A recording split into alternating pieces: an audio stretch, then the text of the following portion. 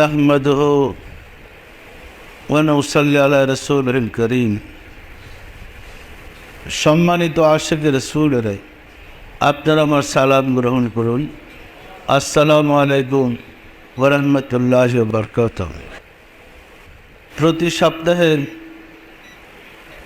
বাবের মধ্যে এবং আমাদের সকল দরবারগুলোতে, খানকা শরীফগুলোতে নিয়মিত তালিম দেওয়া হয় একজন মানুষ কীভাবে আশিক রাসূল হতে পারে, কীভাবে রাসূলের প্রেমিক হতে পারে এবং চরিত্রবান হতে পারে, মোমেন হতে পারে এবং মৃত্যুর সময় আমাদের কর্মশেষে আমরা যেন ঈমানের সাথে মৃত্যু লাভ করতে পারে।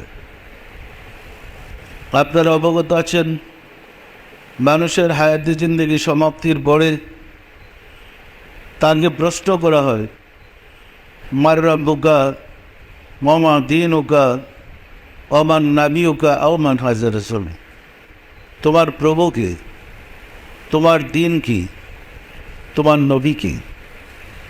1,24,000 নবী রাসূলদের মাঝে হুজুরকে রেখে জিজ্ঞাসা করা হয়, কে তোমাদের রাসূল? এই ঈমানের পরীক্ষায় যারা জয়লাভ করতে সক্ষম হবে তারাই পরিত্রাণ পাবে, আর ঈমানের এই পরীক্ষায় যারা হারিয়ে যাবে তারাই ক্ষতিগ্রস্ত হবে, তারাই কঠিন আযবে গ্রেফতার হবে। সম্মানিত আশিক রাসূলের, মুসলমানদের অবস্থা দেখলে মনে হয় মৃত্যুর অর্থাৎ অন্তিম সময় আমাদেরকে যে ঈমানের পরীক্ষা দেওয়া হবে, কী কী প্রশ্ন করা হবে, মনে হয় সেগুলো আমরা ভুলেই ফেলেছি। কোথাও এই আলোচনাই নাই যে মৃত্যুর পরে 3টা প্রশ্ন করা হবে, তোমার প্রভুকে, তোমার ধর্ম কি, তোমার নবীকে। কি আলোচনা আছে কোথাও? আলোচনা আছে বেহেশতের, আলোচনা আছে দোজখের, আলোচনা আছে বেশি বেশি সওয়াবের। এদিকে বোঝা যায় না লক্ষ্যভ্রষ্ট মুসলিম জাতি, একদম লক্ষ্যভ্রষ্ট হয়ে গেছে। আপনার সারা দুনিয়ার বই বললে লাভ কি? সিলেবাসে ফেল করলে আপনার সিলেবাসের পরীক্ষায় যে প্রশ্ন আসবে সেগুলো না পড়ে সারা দুনিয়ার আউট বই পড়েন লাভ কি? সারা জীবনের ইবাদত বন্দেগীর মূল্য কি? রাসূল যে বিধান দিয়ে গেছেন যার উপর আপনার ঈমানের পরীক্ষা হবে, সেই বিষয় না জেনে আপনি সারা জীবনের ইবাদত করলে লাভ কি? হুজুর সাল্লাল্লাহু আলাইহি ওয়াসাল্লাম যে বিধান দিয়েছেন সেটা হলো মার রাব্বুকা, তোমার প্রভুকে। হায়াতের জিন্দেগিতে প্রথমত আপনাকে চিনতে হবে কি আপনার প্রভু। ওয়া মা দীনুকা, তোমার ধর্ম কি? যে যাহা ধারণ করে উহাই তার ধর্ম। অর্থাৎ তোমার চরিত্রটা কি, শান্তির না অশান্তির? তুমি কি শান্তির চরিত্র ধারণ করেছ না সন্ত্রাসীর চরিত্র ধারণ করেছ? আমার দিন উগার অর্থ কিন্তু তাই, তোমার ধর্ম কি? ধর্ম কি দেখানো যায়? ধর্ম যে যাহা ধারণ করে ওই তার ধর্ম। চোরের ধর্ম কি বলেন তো? কুকুরের ধর্ম কি বলেন তো? তাহলে বোঝা যায় কুকুরের চরিত্র কেউ করা, চোরের চরিত্র চুরি করা। ধর্ম বলতে একটা চরিত্রকে বোঝায়। তোমার চরিত্রটা কি, শান্তির না অশান্তির? এই ব্যাখ্যা দিতে গিয়ে আল্লাহ রাসূল বলেছেন, আল মুসলিমু মান সালিম আল মুসলিমুনা মিন লিসানিহি ওয়া ইয়াদিহি। আল্লাহ রাসূল ফরমান, সেই প্রকৃত মুসলমান যার হাতের দ্বারা এবং মুখের দ্বারা অন্য মানুষ নিরাপদে থাকে। রাসূল কিন্তু বলে না সে প্রকৃত মুসলমান যে জুব্বা পড়তে পারে, পাগড়ি পড়তে পারে, ডিলারগুলো ফুলাইতে পারে, লম্বা একটা দাড়ি রাখতে পারে, তাকে মুসলমান বলে না।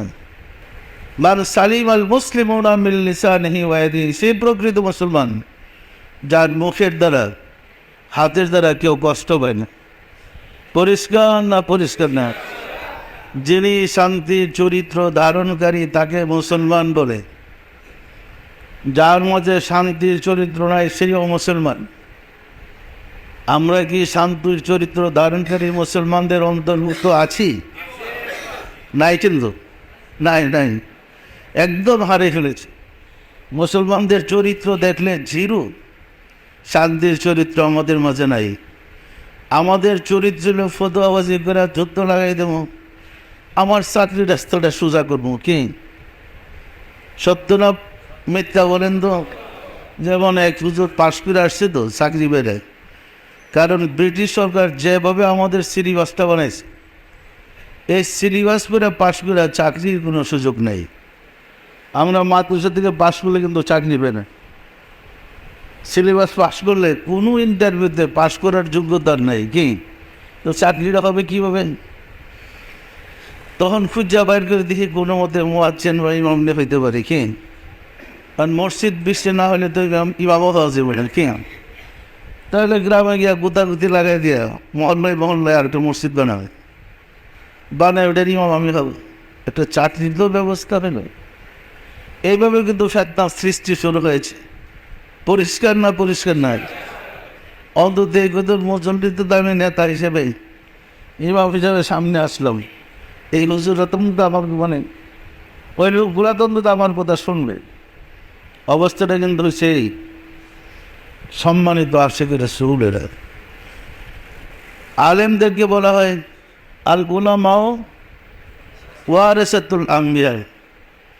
আলেমরা হচ্ছে রাসূলের ওয়ারিস। রাসূল যদি ফার্স্ট স্ট্যান্ড করতেন কামেলে, রাসূল হয়েছেন। আমি নয় সেকেন্ড স্ট্যান্ড করছি, আমি নাই রাসূল। রাসূল ফার্স্ট ডিভিশনে পাস করছে, আমি নাই সেকেন্ড ডিভিশনে পাস করছি, আমি নাই রাসূল। এরকম কিছু? রাসূল তো কিতাবই পড়ে নাই। রাসূল তো কালির কোনো অক্ষর স্পর্শই করে নাই। উনি নূরের জ্যোতিতে আলোকিত, উনি আল্লাহর নূরের আলোতে আলোকিত। যিনি নূরের আলোতে আলোকিত, তিনি কি অন্ধকার শিখতে যাবেন? আমরা কিন্তু গোড়ায় গেড়ে পেশা বলে রাসূল ছিলেন, পড়তে যান কথাগুলো ঠিক না। উনি বলেন বহিস্থ মূল্যবান, আমি শিক্ষক রূপে প্রেরিত হয়েছি। যিনি শিক্ষক রূপে প্রেরিত হইলেন, উনি কার কাছে ছাত্র হইতে যাইবেন? উনি বলেন আমি শিক্ষক রূপে প্রেরিত হয়েছি। আল্লাহ ওনাকে শিক্ষক হিসাবেই পাঠিয়েছেন। তো ওনার শিক্ষক আবার কে? কি বোঝার ব্যাপার আছে না নাই? সম্মানিত আশিকের রাসূলের, উনি তো শিক্ষকই। সমগ্র সৃষ্টির শিক্ষক তিনি ছিলেন। উনি ছিলেন নূরের আলোতে আলোকিত। যিনি নূরের আলোতে আলোকিত, উনি কালির অক্ষর পড়তে যাবেন কেন? তা আমরা পেশায় পেশায় বলি যাতে খটকা না লাগে। জিবরাইল সিনার সাথে সিনায় বলে ইকরা পড়ুন, উনি বলেন মা আনা বিকারিন, আমি পড়তে বসতে। অনুবাদটা করুন কি বলেন? অনুবাদ করার তার ভাষা পাইতেছিল। যদি বলি উনি পড়তে যান, এটা চরম বেয়াদবি। উনি বলেন আমি শিক্ষক রূপে প্রেরিত হয়েছি, আমি বলি কেমন? উনি বলে পড়তে যান এটা। তা আমরা পেশায় পেশায় বলি যে আমি পড়তে অভ্যস্ত নই। ঠিক এরকম বলি না? বলি না? এই কথাটা কিন্তু সঠিক হয় না। কথাটা এটি সঠিক হয়, আপনি নূরের আলোতে আলিঙ্গিত, আমি কালির অক্ষর পড়ব কেন?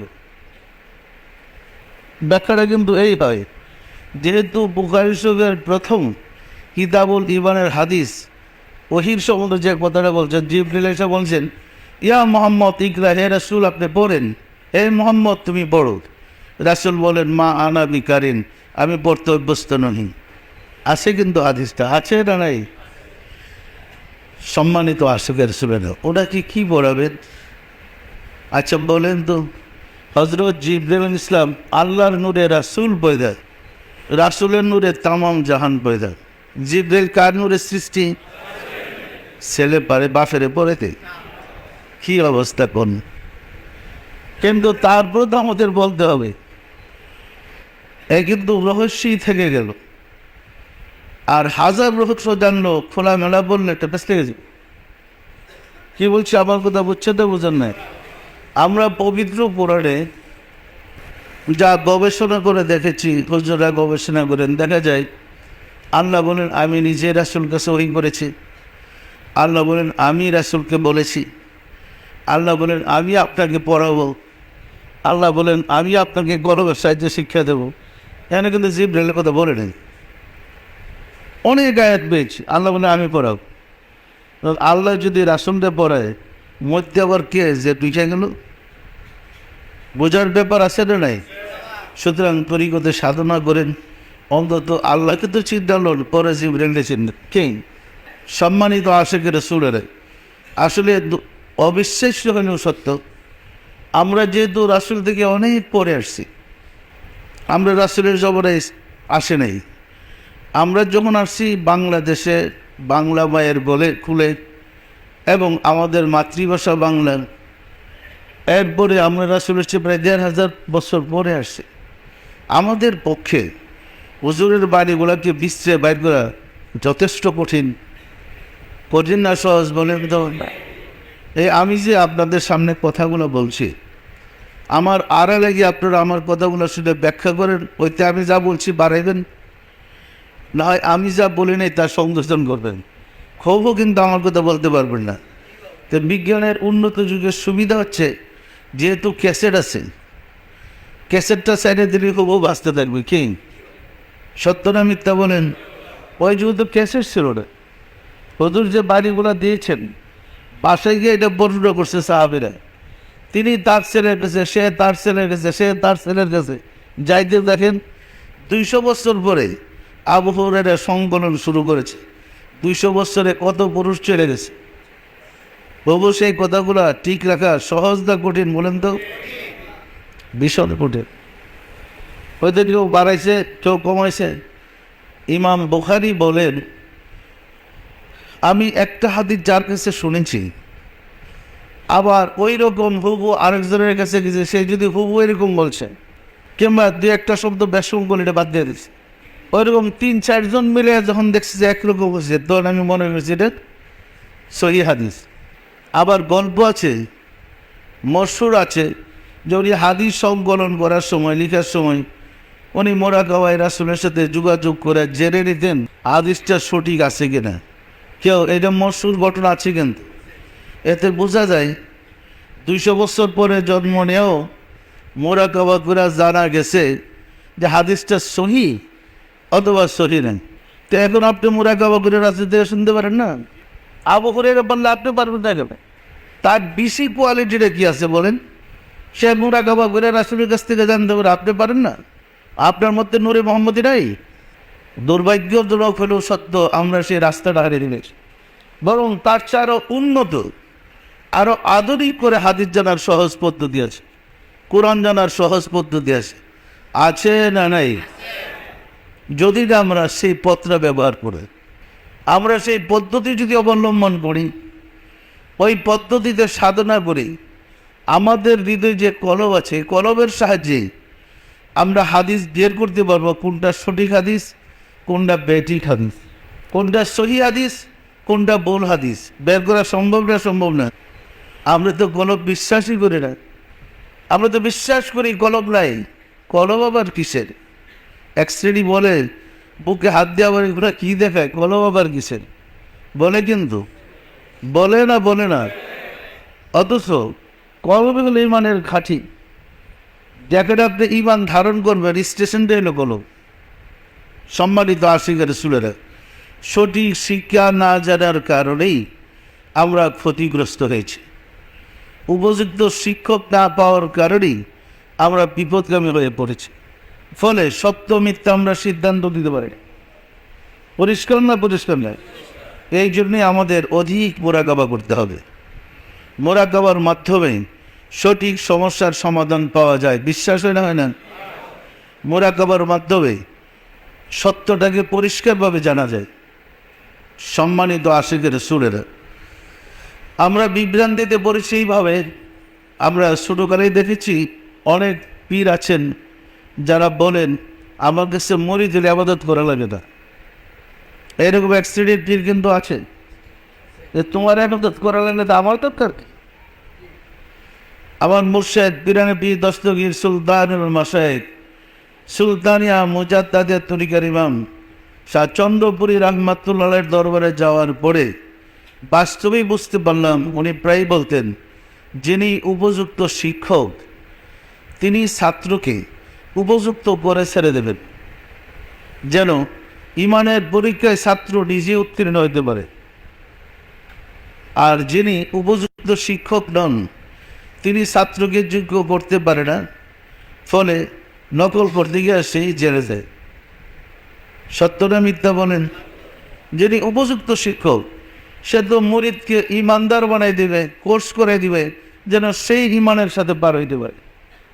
পরিষ্কার না? পরিষ্কার নাই?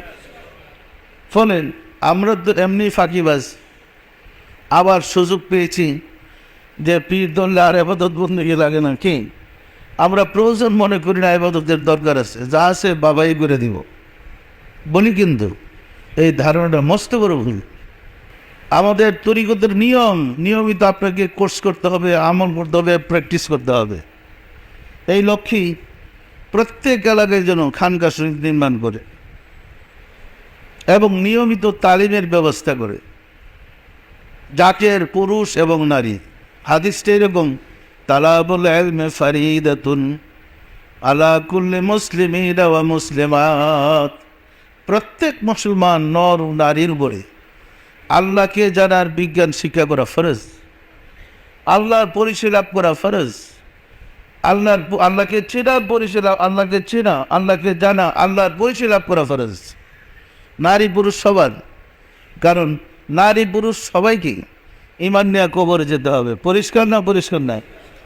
সুতরাং যে বিদ্যা শিক্ষা করলে আমি ইমানদার হব, যে বিদ্যা শিক্ষা করলে আশিকে রাসূল হব, যে বিদ্যা শিক্ষা করলে আমি রাব্বুল আলামিনকে পাবো, সেই বিদ্যা শিক্ষা করা ফরজ না? ফরজ না? সুতরাং আমাদের প্রত্যেক নারী এবং পুরুষ সবাইকে অন্তত তরিকার কোর্সটা কমপ্লিট করতে হবে। প্রতিনিয়ত রুটিন অনুযায়ী আমরা ফজরে কি আমল করি, জোহরে কি আমল করি, মাগরিবে কি আমল করি, এশায় কি আমল করি, রহমতের সময় কি আমল করি, নারী পুরুষ সবাইকে শিখতে হবে। শিখতে হবে না? হবে না? এই কোর্সটা কমপ্লিট করে সারলে নিয়মিত আমাদের রুটিন অনুযায়ী আমাদের মুরাকাবা, ফাতিহা শরীফ, নফল শরীফ, মোনাজাত শরীফ, মিলাদ শরীফ নিয়মিত আমাদের আমল করতে হবে। সম্মানিত আশিকের রাসূলেরা, কেন প্রতিদিন মৃত্যু পর্যন্ত আমাদের আমল করতে হবে? এর কারণ আছে। একটা মানুষ বেঁচে থাকার জন্য জন্ম থেকে মৃত্যু পর্যন্ত তাকে পারাহার করতে হয়, না সে তো বাঁচবে না। আমাদের রূহকে সজীব সতেজ করার জন্য, ইমানকে মজবুত করার জন্য নিয়মিত আমাদের ওজিফা আমল করতে হবে। এই ওজিফার মাধ্যমে ফায়েজ অর্জন করে আমাদের আত্মাকে আমরা পরিশুদ্ধ করব, আত্মাকে শক্তিশালী করব। ফায়েজ হাসিল করতে না পারলে আত্মা নিষ্ক্রিয়, দুর্বল হয়ে যায়, আস্তে আস্তে ইমানটাও দুর্বল হয়ে যায়। পরিষ্কার না? পরিষ্কার না? সুতরাং আমাদের নিয়মিত তালিমটা শিখতে হবে, গ্রহণ করতে হবে, আমল করতে হবে। আমাদের সিস্টেম আছে, আমরা আপনাদের সবক বাড়াই দিই। সবক বাড়াইতে গেলে যদি আপনি নিচের সবক না পড়েন, আমি আপনাকে সবকটা বাড়াবো কীভাবে? আমার জন্য তো কঠিন হয়ে পড়ে সবক বাড়ানোটা। কঠিন না সহজ বলেন তো? আমি তো চাই সবাই সবক শিখুক। যেমন আজকে আমাদের এক জাকের এসে আমাকে বলতেছিলেন, বাবা আমরা তো সাপ্তাহিক মাহফিলে জলসায় আমরা জাকের বাইরে সবসময় মিলাদ পড়ি, তো আমাদের তো টানাটানি, তো আমাদের একটু মিলাদের তাবারুক পড়তে করতে আমাদের অনেক কষ্ট হয়ে যায়, এই কারণে আমরা নিজেরা মিলাদ পড়ি। তো আপনাদের একটা অনুমতি দিলেই আমরা সাপ্তাহিক মাহফিলটা বাদ দিয়ে মাসে একটা করে মিলাদ মাহফিল করবো, দরবার থেকে হুজুর নিয়ে যাবো, ওনে মাইক টেক দিয়ে আমরা সুন্দর করে করবো, সবাই জানতে পারবে। আমি বললাম কোনো দরকার নাই হুজুরের, কি একদম পরিষ্কার যে আপনারই মিলাদ পড়েন, হুজুর লাগবে না। যারা রাসূলের সাহাবী ছিলেন এরা হুজুরকে বাড়া করে মিলাদ পড়ে নেই, ধর্ম শিখে নেই। কি পরিষ্কার না? পরিষ্কার নাই? আমি কই যারা জাকের তারাই মিলাদ পড়ে। কি বলছি আমার কথা বুঝতে পারছেন? কারণ আপনাকে কলব থেকে আমি রুহে নিয়ে গেলাম, আমি কি খামাখা রুহে উঠে এলাম? আপনি যদি কলব পড়াইতে না পারেন রুহে কী পড়াবেন? আপনার রুহের সবক দেওয়ার লাভ কি? আপনার রুহু থেকে সেরে নিয়ে গেলাম, আপনার যদি কলব পড়াইতে না পারেন সেরে সবক দেওয়ার লাভ কি? সের থেকে খফিতে নিয়ে গেলাম, আপনার কলব রুহু সের যদি পড়াইতে না পারেন, আমি আকফাতে নফসে সবক দিয়ে লাভ কি? প্রত্যেকটা জাকের সে উপরে ক্লাসে গেলে নিচের ক্লাসকে পড়াবার যোগ্য হইতে হবে। পরিষ্কার না পরিষ্কার না? এখানে গুজামিলের কোনো সুযোগ নেই। সুতরাং প্রত্যেকেই আমলটা এমন করেন যেমন আপনি উপরে ক্লাসে গেলে নিচের ক্লাসে পড়াইতে পারেন। এরকম কিন্তু আমাদের প্রত্যেকেই হইতে হবে। আমরা কি রাসূল প্রেমিক হইতে চাই না? শুধু মুখে বললে হবে না। এই যুগে রাসূলের ধর্ম সমাজে নাই, একদম রাসূলের আদর্শ বিলুপ্ত করা হয়েছে। চক্রান্তকারীরা রাসূলের ধর্মকে ধ্বংস করে দিয়েছে। এখন আমাদেরকে আবার সেই রাসূলের দিন আনতে হবে। আনতে হলে আমাদেরকে ওইভাবে খুশি করতে হবে, ওইভাবে তালিম নিতে হবে যে উপরে ক্লাসে গেলে যেন নিচের ক্লাসে পড়াইতে পারে। এছাড়াও আমাদের এই তরিকত সম্বন্ধে অনেক প্রশ্ন থাকে মানুষের। তো আপনাদেরকে আমাদের বইপত্রগুলো পড়ে এটা আপনার সবকগুলা এবং শিক্ষাগুলা নিজের আয়ত্তে আনতে হবে। প্রশ্নের উত্তর যদি আপনি দিতে পারেন, আপনার প্রশ্ন হচ্ছে জবাব দিতে পারেন ধরে বাবার কাছে, বাবা কী করবো আপনারা, আপনি শিখলেন কি?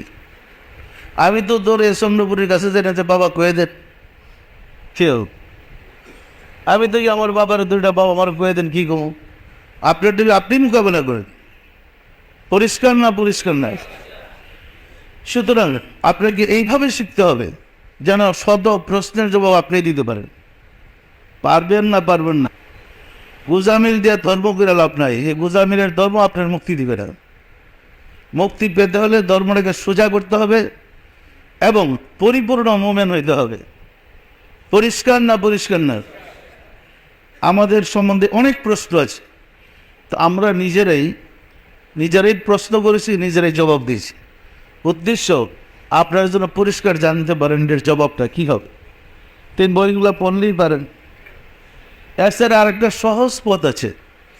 আপনি বাইরে গেলেন, বিপদে পড়ছেন, তো মুর্শিদের স্মরণ করে বলতে থাকেন কলমে খেয়াল করে, দেখবেন সাপ্লাই তখন মুর্শিদ দিতে আসছে, আপনি কইতে থাকেন।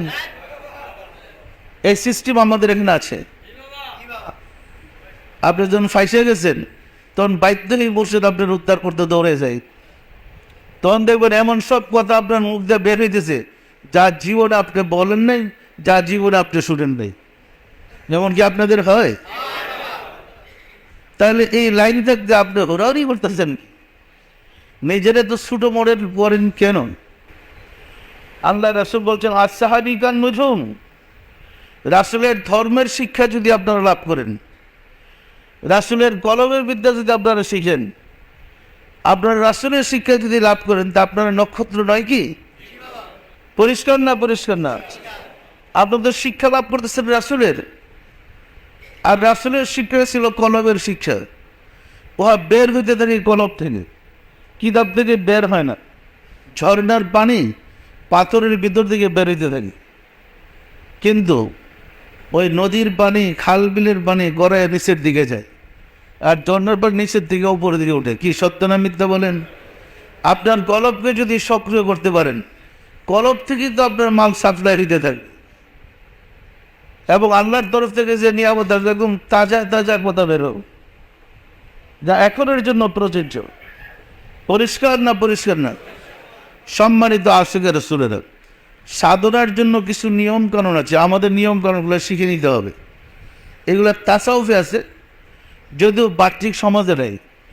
যেমন ক্যাবলা 3 প্রকার। ক্যাবলা কয় প্রকার? 1 নম্বর ক্যাবলা হলো সাধক সাধনার ক্যাবলা। সাধক যে সাধনা করবে, ধ্যান করবে, মুরাকাবা করবে, সে মুরাকাবার ক্যাবলা হলো আপন কল। কারণ সাধক সবসময় নিজের কলবের দিকে মোতাবজ্জ থাকতে হয়, কলবের দিকে খেয়াল রাখতে হয়। তাহলে ধ্যান এবং খেয়ালের ক্যাবলা কি? সাধকের কলব। ধ্যান এবং খেয়ালের ক্যাবলা কি? ক্যাবলা শব্দের তো সামনে।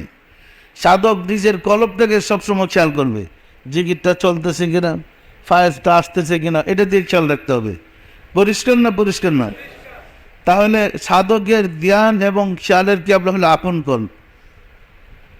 এরপরে হলো নামাজের ক্যাবলা। নামাজের ক্যাবলা কি? কাবা। উদ্দেশ্য হলো আল্লাহ।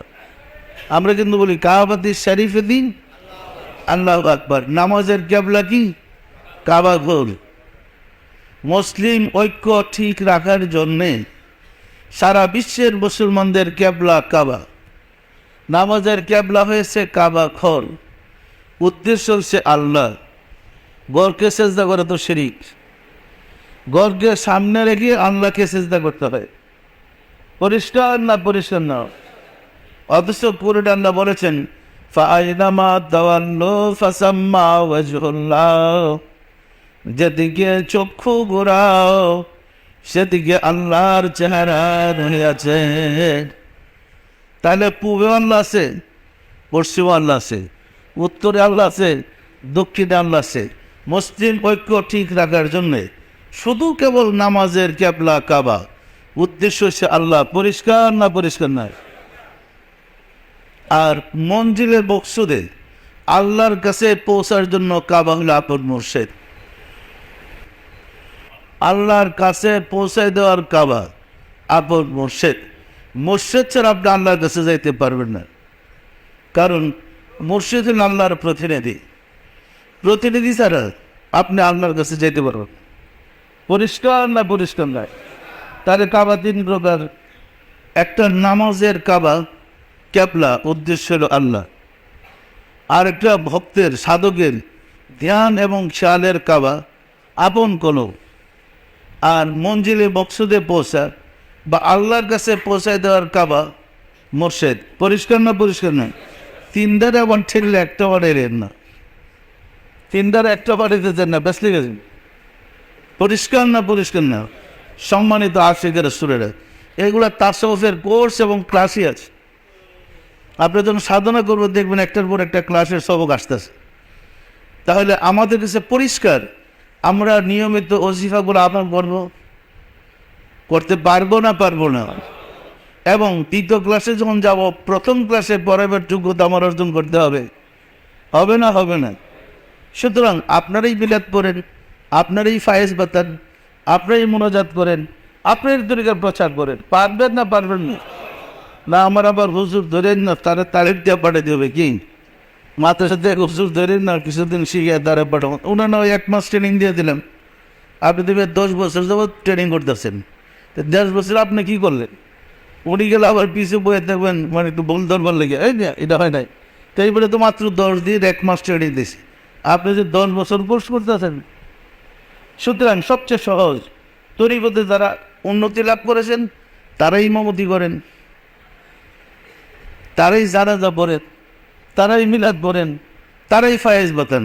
শুধু কেবল এলাকা ভিত্তিক যখন মাহফিল দিবেন ওয়াজ আম মানুষের সামনে, তখন দরবার থেকে হুজুর নিয়ে যান, ওনারা দলিল প্রমাণ মূল্যা দেয় নেবে, আপনার একটু সহযোগিতা করে আসবে।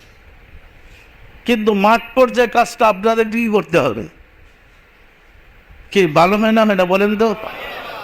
এখন মাঠেও যদি হুজুর টানাটানি শুরু করে দেন, আপনার কাজটা কি? আপনি যে একজন আশিকের আছেন, আপনার কর্মটা কি? পারবেন না পারবেন না? যখন বাৎসরিক মাহফিল করেন, বড় মাহফিল করেন, কিংবা যেভাবে মানুষকে বুঝাবার জন্য ডাকেন, তখন আপনার কথা এলাকার লোক সহজে শুনতে চাইব না কি? তখন একজন হুজুর দিয়ে যান, মাইকদের দাওয়াত দেন, অ্যারেঞ্জমেন্ট করেন, ওনারা ওয়াজ নসিহত করে কোরআন হাদিস দিয়ে বুঝে আপনার সবক দিয়ে আসেন।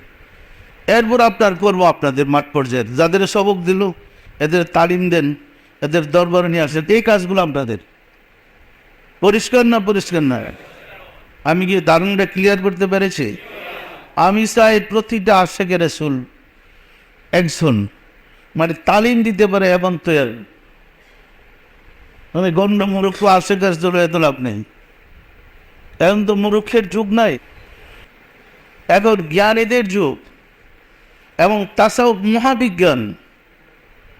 আমরা এমন বোকা হয়েছি, মনে করি কোরআন যারা পড়ি, এলেম কালাম যারা শিখছে, বিজ্ঞান বিশ্বাস করলে ইমান থাকবে না। একটা শ্রেণী কিন্তু বলে বিজ্ঞান বিশ্বাস করলেন ইমান থাকবে না, অথচ কোরআনে আল্লাহ বলেন ইয়াসিন ওয়াল কোরআনিল হাকিম, এই কোরআন বিজ্ঞানময় গ্রন্থ। তাহলে কোরআন পড়লে কি ইমান নষ্ট হয়ে যাবে? আল্লাহ যে বললেন বিজ্ঞানময় গ্রন্থ, এটা কিন্তু আমাদের নির্বোধিতার কারণে, আমাদের অজ্ঞতার কারণে আমরা কি বিজ্ঞান থেকে দূরে সরে গেছি। অথচ বিজ্ঞানের জন্মদাতা সকল যুগে নবী রাসূল মহামানবগণ ছিলেন। এই যে কৃষি বিজ্ঞান শিক্ষা দিচ্ছে আদম আলাইহিসসালাম, ইতিহাস তালাশ করে দেখেন এই কৃষি বিজ্ঞানটা কে শিক্ষা দিচ্ছে? হয়তো বিজ্ঞান বলে না, কৃষি বলে কি। এরপরে দেখেন এই যে লৌহ ধর্ম, ওই লোহা দিয়ে যে যন্ত্রপাতি চাক্কু সুরা বানানো যায়, এই ব্যবহার শিক্ষা দিছে কে? হযরত দাউদ আলাইহিস সালাম। আচ্ছা, মানুষ যে নদীর পানির উপর দিয়ে বেসে বেড়াইতে পারে, এই বিদ্যাটা কে শিক্ষা দিছে? হযরত নূহ আলাইহিস সালাম। কি বলেন আপনি? আপনি জানেন না কত ছাত্রী তো কার বর্ষারা, কিন্তু মহাপ্রলয়ে আপনি বাঁচতে পারবেন। কাঠ কাটটা কাটটা নৌকা কেমনে বানায়, স্টিমার কেমনে বানায়, কে শিখে দিছে? প্রত্যেক নবী কিছু না কিছু বিজ্ঞান শিক্ষা দিয়ে গেছেন। আরেক নবী তো কেমনে বিমানে উঠবেন আপনি, এই শিক্ষাটা দিয়ে গেছে। এটা কি বিজ্ঞান নয়? কে বলেন তো? তাহলে ওনারা কি বৈজ্ঞানিক ছিলেন না? এটা ইমান নষ্ট হয়ে গেছে বিজ্ঞান জানার কারণে। দেখেন কি অবস্থা। আজকের পর্যায়ে মানুষ গিয়েছে ওনাদের অনুকরণ করে। ওনারা যা বলেছেন, যা শিক্ষা দিয়েছেন, ওইটা গবেষণা করতে করতে করতে করতে বৈজ্ঞানিকরা আরেকটা সংযোগ করে আরেকটু আগে যেতেছে। পরিষ্কার না? পরিষ্কার না?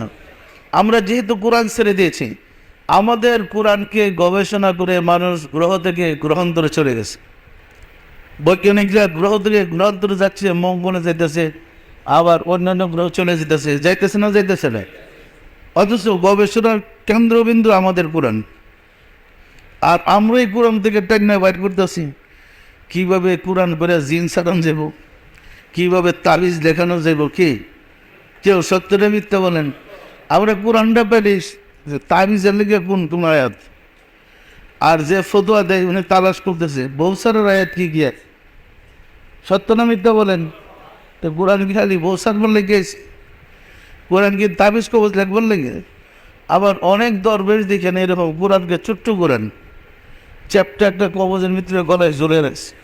তো কোরআন কি শেষ পর্যন্ত কবজের ভিতরে ঢুকবার জন্য না জ্বেলেছে? অবস্থাটা দেখেন মুসলমানরা গেছে কোথায়। আর এই কোরআনকে গবেষণা করে মানুষ গ্রহ থেকে গ্রহান্তরে চলে যাচ্ছে। সব কথা কোরআন আসে, কিন্তু সমাজ মুসলমানদের কাছে নাই। পরিষ্কার না? পরিষ্কার না? তাসাউফ যে বিজ্ঞান, আল্লাহ মাফ করুক আমি কোনো ফখর করছি, আমিই বলছি আল্লাহকে জানার বিজ্ঞানকে তাসাউফ বলে। কেউ সত্য না মিথ্যা বলেন? তো সবচেয়ে আধুনিক, সবচেয়ে উন্নত বিজ্ঞান তাসাউফ। কারণ জগতের আর কোনো বিজ্ঞান নাই যারা চর্চা করলে আপনি আল্লাহকে পাবেন, আল্লাহর সাথে যোগাযোগ করতে পারবেন। একমাত্র তাসাউফ এক বিজ্ঞান।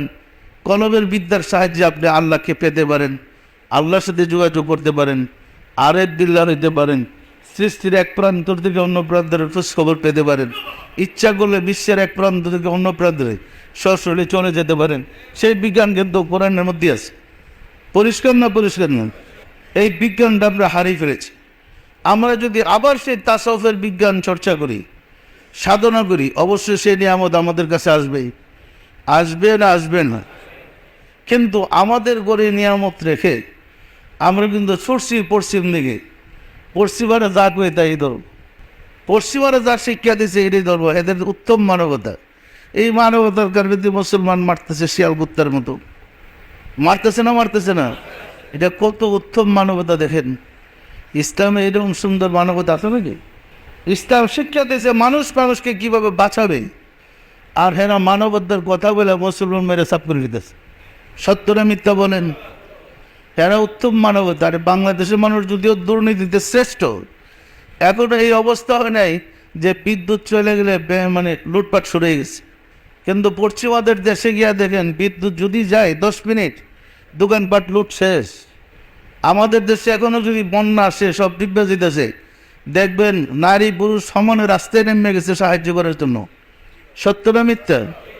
আমরা দুর্নীতিতে শ্রেষ্ঠ ঠিকই, কিন্তু বিপদে পড়লে সব এক হয়ে যায়। সত্যটা মিথ্যা বলেন? পশ্চিমারা যদি বন্যা আসে আল্লাহ করে যায়, কেমনে লুট করবে সে কিন্তু আরেক দল গুলি করে মাইরা থামাই দেয়। সত্যটা মিথ্যা বলেন? আমরা ছুটছি এদের আদর্শ শেখার জন্য, আমাদের মধ্যে উত্তম আদর্শ রেখে তাদের পিছনে দৌড় পারতেছে। পরিষ্কার না? পরিষ্কার না? এর চেয়ে লজ্জার কথা বলার আছে কিছু কি? এর মূল কারণ আদর্শ কার কাছে শিখবো? আদর্শের লোকটাই যে যারা আদর্শ শিখতেন তাদের বিরুদ্ধে যত ফতোয়া। কিছুক্ষণ আগে আমি একটু খবর ছিলাম, এক হুজুরে বলতেছে, তো মহিলা হুজুর, যে হুজুর বললো শিরিক, মানে শিরিক হইতে দেন কাউরে আর হুজুর কই ধরবে না, তাহলে শিরিক, সব এক কাতারে আসতে হবে, মানে কাতারের কোনো পার্থক্য থাকতে হবে না, সব এক কাতারে থাকতে হবে। ইসলামের শিক্ষা কেমন শিক্ষাটা দিতেছেন? যিনি অলি, যিনি নবী, যিনি রাসূল, তাকে যদি ছাত্র কাতারে নিয়ে আসেন, তে মানুষ শিখবে কোথায়? কি বলেন? কি সুন্দর উপদেশ দিতেছি, একটু শুনলাম। এই যে অধর্মদের কাছ থেকে, যারা ধর্ম জানে না, ধর্ম বেশি অজ্ঞ, এরা যখন ধর্মের বিশেষজ্ঞের নসিহত করে তখন কষ্ট লাগে, লাগে না লাগে না বলেন তো? সুতরাং আমাদের তরিকার নিয়ম কানুনগুলো, মোহাম্মদ ইসলামের প্রতিটা নিয়ম আমাদের সবাইকে শিখতে হবে। আমাদের পক্ষে কি সম্ভব শিখা?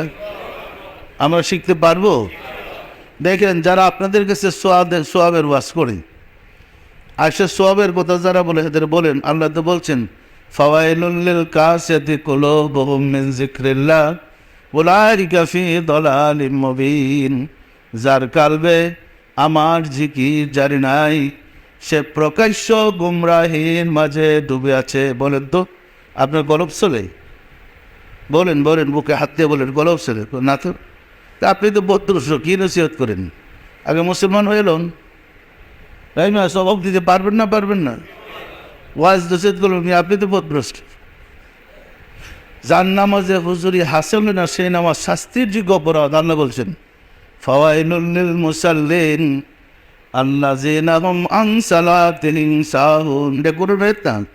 ওই সমস্ত মুসল্লিদের জন্য ওয়াইল দুজক, যে নামাজে খেলতাম সঙ্গে দাঁড়াইছে আল্লাহকে সেজদা করার জন্য, কল্পনা করতেছে বন্ধুর, সে কি জাহান্নামে যাওয়ার যোগ্য নয়? বলেন হুজুর, আপনার কি হয় নামাজে আল্লাহর ধ্যান আসে না অন্য কল্পনা আসে? আর তো বলার কায়দা নেই। কি ধরে কিন্তু বুঝে যাবো কি, তাকে নিজে মুসলমান হন, পরে নসিহত করে। সহবতে সালে তোরা সালে কুনাত, সহবতে তালে তোরা তালে কুনাত। সৎসঙ্গে স্বর্গবাস, অসৎ সঙ্গে সর্বনাশ। আমরা যদি সৎসঙ্গ লাভ করতে না পারি, চরিত্রবান হবে কীভাবে? কি চরিত্রবান হওয়ার উপায় আছে? বই পড়ে চরিত্রবান হওয়া যায়? সম্মানিত আশিক রাসূলেরা, যখন মাদ্রাসা পড়ি তখনই তো হাদিসটা পড়ছিলাম, তুমি যখন তোমার ঘরে প্রবেশ করো সালাম দেওয়া প্রবেশ করে। এরপরও হুজুর ছিলাম, আর্মিদের রিলিজিয়াস টিচার ছিলাম, তখন হাদিস কোরআন তার কম করে নেই। তো যখন মসজিদের দরবারে গেল, দেখেন সহবত কী করে। মসজিদের দরবারে যাওয়ার পরে আপনারা জানেন, আমার মসজিদে আমার শ্বশুরও ছিলেন। তো আমি যখন ওই বাড়ির ভিতরে গেট দিয়ে দরবার শরীফে ঢুকতেছি ভিতরে, মানে গেটের পাশেই প্রথম আমার ঘর। এই ঘরে প্রবেশ করতে গেট দিয়ে ঢুকে, এরপর আমার ঘর, তারপরে আবার আরেকটা পার্টিশন আছে, যাতে ভিতরে বাড়ির মহিলাদের দেখা না যায়। মেন গেট দিয়ে ঢুকে ঢুকতেছি, হুজুর পিছন থেকে যে ফুলু করছে আমার খেয়াল নেই। মসজিদ দিয়ে তাকে দেখছে, আমার মুখ পেট দেখতেছে, আমি খেয়াল করি না। যেই গ্রেড কোর্স করতেছে ডাক্তার, মৌলানা সাহেব দাঁড়ান। তো আমার মসজিদে একটা বৈশিষ্ট্য ছিল, যদি আমি মৌলানার মধ্যে কোনো কাজ করতাম তখন মৌলানা সাহেব ডাকতেন, আর এমনি আমাকে নাম ধরে ডাকতেন। বুঝছেন না? বুঝছেন নাই? তখন আমি চিন্তা করতেছি, আমি কী অন্যায় করলাম? মৌলানা সাহেব বললেন কেন? নিশ্চয়ই মৌলানার মধ্যে কিছু করছে। বিশ্রে তো পাইতেছে না, কারণ আমি কোনো অপরাধ দেখছি না। আমি গেট দিয়ে ভিতরে যেতেছি, অপরাধ কি? উনি আসলেন, আয়েশা বললেন, হাদিস পড়েন নাই? জি। তো হাদিস আছে না, তোমার ঘরে প্রবেশ করলে সালাম দিয়ে প্রবেশ করো, আছে না? জি। হাদিসটি শুধু পড়ার জন্যে না আমল করার জন্যে? এই যে লজ্জা দিলেন, আজ পর্যন্ত আমি আমার ঘরে প্রবেশ করার আগে ক্লিয়ারেন্স না নিয়ে আর ঘরে প্রবেশ করে, এই যে শিক্ষাটা, এ তো কিতাবে কবেই পড়ছে, কিন্তু আমারও তো আসে নাই। কিতাব কিন্তু দেহের ভিত্তিতে ঢুকাইতে পারে নাই। কি পরিষ্কার না? পরিষ্কার না? এই কারণে সহবতের প্রয়োজন হয়। সহবতে না গেলেই আপনার মধ্যে মানে ওই সংসর্গের মধ্যে না গেলে আপনার জীবনের মূল গড়বে না, পরিবর্তন আসবে না। পরিষ্কার না? পরিষ্কার না? আপনারা যারা আশিকেরা সুরের আছেন, বলেন তো তরিকা নেওয়ার পরে আপনাদের যে মনের অবস্থা আর তরিকা গ্রহণ করার পূর্বে যে মনের অবস্থা ছিল এক আছে?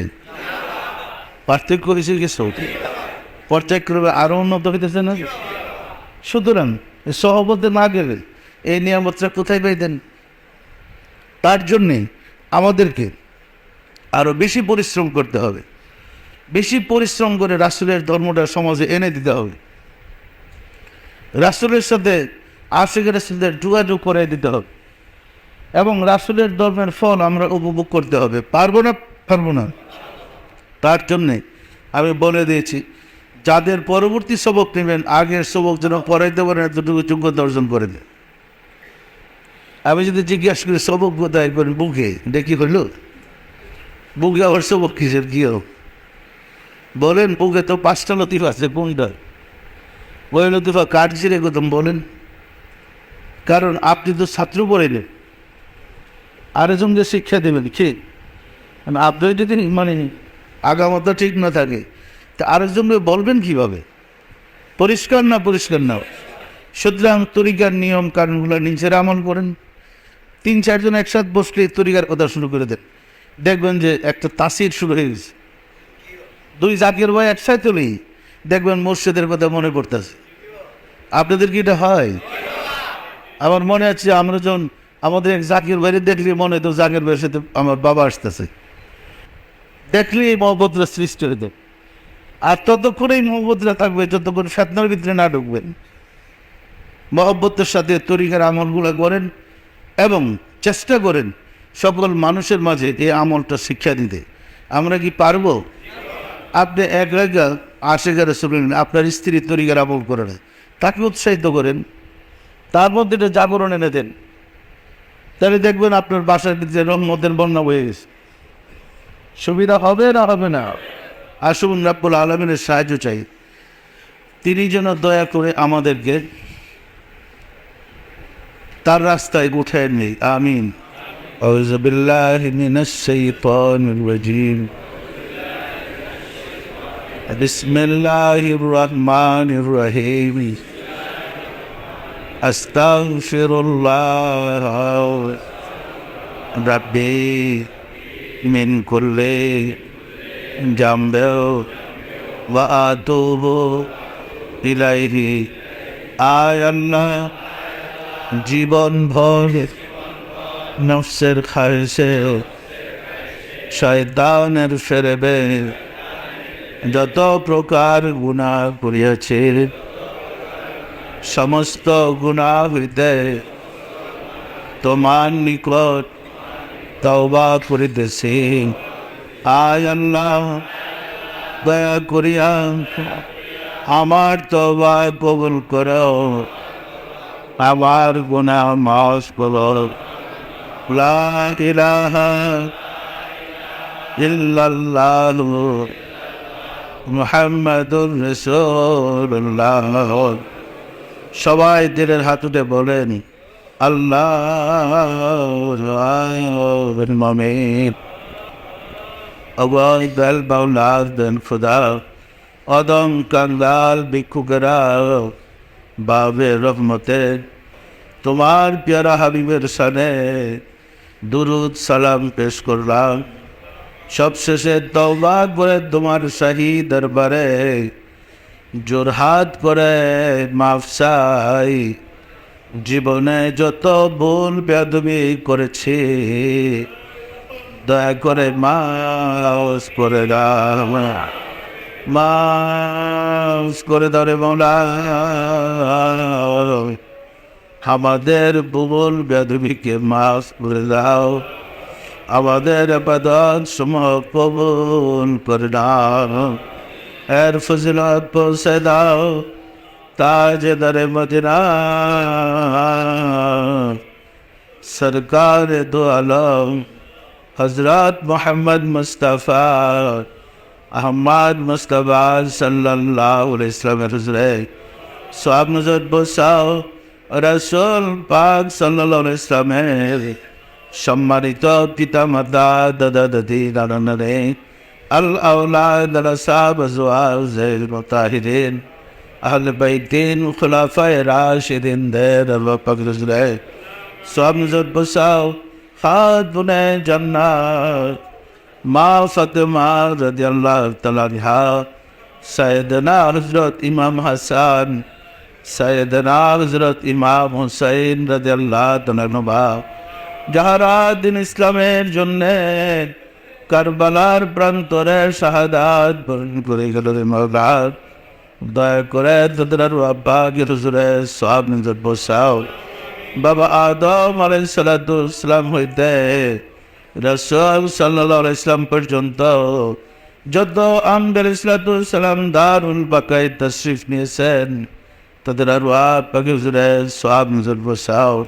সব নজর বসরে মাওলা আমার মুর্শিদ পিরানে পীর দস্তগীর সুলতানুল মাশায়েখ সুলতান ইয়া মুজাদ্দাদ আব্দুল গরিবাম সচন্দ্রপুরী রহমাতুল্লাহ হুজুরের তার সহধর্মণি হযরত বড় মা রহমাতুল্লাহ হুজুরের সব নজর বসরে মাওলা হযরত খাজা বাহাউদ্দিন নকশবন্দ রহমাতুল্লাহ মুজাদ্দিদ আল ফিসানি রহমাতুল্লাহ খাজা মাইনুদ্দিন চিশতি রহমাতুল্লাহ বড় পীর আব্দুল কাদের জিলানী রহমাতুল্লাহ তাদের তরিকার সিলসিলায় যত পীর ওলি গাউস কুতুব